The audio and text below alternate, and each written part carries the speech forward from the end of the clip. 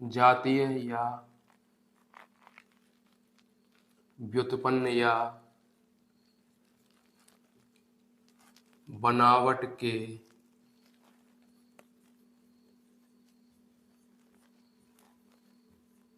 आधार पर स्वरों की रचना। ठीक है, स्वर की रचना होगी जातीय या व्युत्पन्न या बनावट के आधार पर। ये कितने प्रकार की होती है? 2 प्रकार की। कौन कौन सी? मूल स्वर और दूसरा संधि या संयुक्त स्वर। ठीक है, अब अगर मूल स्वर की बात आती है,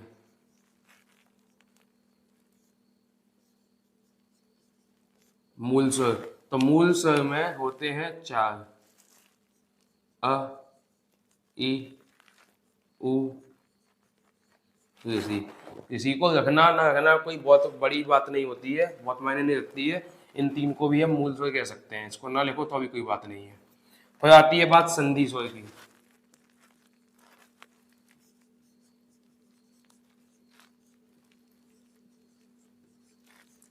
संधि स्वर 2 प्रकार से होती है, एक तो सजातीय, एक विजातीय। ठीक है, तो पहले हम समझते हैं मूल स्वर। मूल स्वर को हमने मात्रा या उच्चारण के आधार पर समझा था। ह्रस्व स्वर जिसमें बोला था, ह्रस्व स्वर, मूल स्वर, लघु स्वर, छोटा स्वर, तो वो सारे इसमें आ गए। फिर आते हैं हमने फिर पढ़ा था ह्रस्व के बाद में दीर्घ स्वर। दीर्घ स्वर को संयुक्त स्वर भी कहा गया, बड़ा स्वर भी कहा गया और संधि स्वर भी कहा गया। तो बस वो संधि स्वर यहाँ पे आ गए। तो उस संधि स्वर में, उस दीर्घ स्वर में 7 प्रकार के स्वर थे। कितने थे? 7 प्रकार के। उन 7 को यहाँ पर देखा जाएगा कैसे कैसे यहाँ पर बांटे जाते हैं। तो सजातीय में होता है बड़ा आ, बड़ी ई, बड़ा ऊ, और इसमें होता है ए, ओ, ओ। ठीक है, अब यहाँ पर सजाती विजाती में इस तरीके से क्यों बांटे गए, तो ये समझना ये है, जब छोटा आ धन छोटा आ किया गया तो बड़ा आ बन गया। जब छोटी ई धन छोटी ई को जोड़ा गया तो बड़ी ई बन गई। जब छोटा ऊ और छोटा ऊ को जोड़ा गया तो बड़ा ऊ बन गया। इससे क्या पता लगा कि भाई ये और ये समान जाति के हैं, ये और ये समान जाति के हैं, ये और ये समान जाति के हैं। तो इस प्रकार से हम कह सकते हैं कि ये तीनों स्वर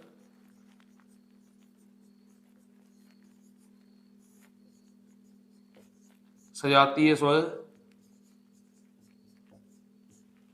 कहलाते हैं।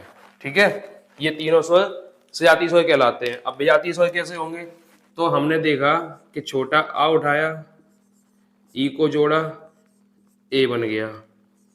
छोटे आ में ए को जोड़ा, ए बन गया। छोटे आ में छोटा ऊ जोड़ा, ओ बन गया। छोटे आ में ओ को जोड़ा, ओ बन गया। ठीक है, अब ये विजातीय कहलाएंगे। कैसे कहलाएंगे? कभी देखो, ये अलग जाति का, ये अलग जाति का, ये अलग जाति का, ये अलग जाति का, ये अलग श्रेणी का, ये अलग श्रेणी का, ये अलग वर्ग का, ये अलग वर्ग का। तो इसमें सारे के सारे अलग अलग जाति के हैं ना। तो अगर जब सारे के सारे जब स्वरों की स्वर अलग अलग जाति से बनकर आते हैं तो उनको हम विजातीय स्वर कहते हैं। तो ये स्वर कैसे स्वर कहलाते हैं? विजातीय स्वर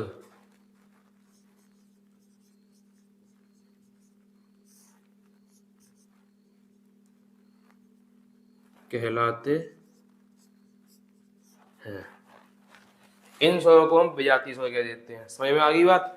जब समान जाति के स्वरों को जोड़ा जाएगा तो सजातीय स्वर कहलाते हैं, जब अलग अलग जाति के स्वरों को जोड़ा जाएगा तो विजातीय स्वर कहलाते हैं। तो इस तरीके से हम ये कह देते हैं कि भाई कुल स्वर कितने होते हैं, मूल स्वर कितने होते हैं,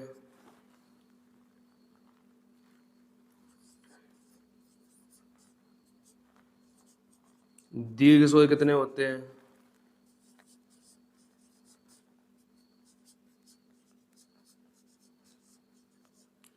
दीर्घ सजातीय स्वर कितने होते हैं?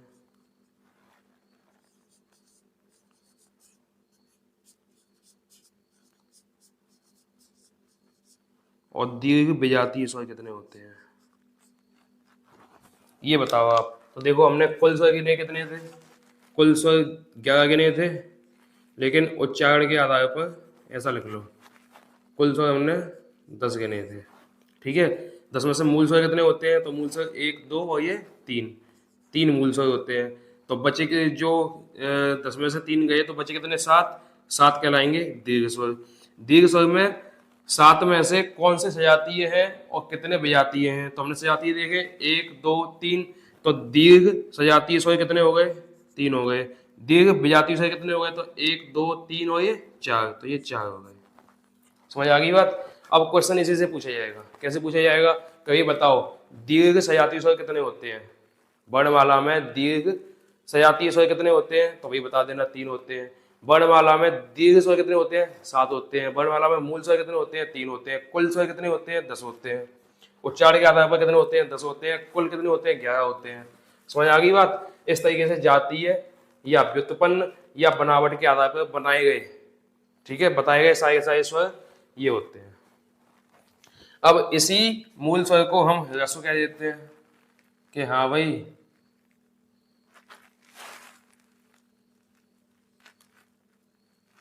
ये हम पहले पढ़ चुके हैं ना, ह्रस्व स्वर। इसी संधि स्वर को हम दीर्घ स्वर कह देते हैं। पढ़ चुके हैं ना इसको भी हम, मात्रा या उच्चारण के आधार पर। लो साहब,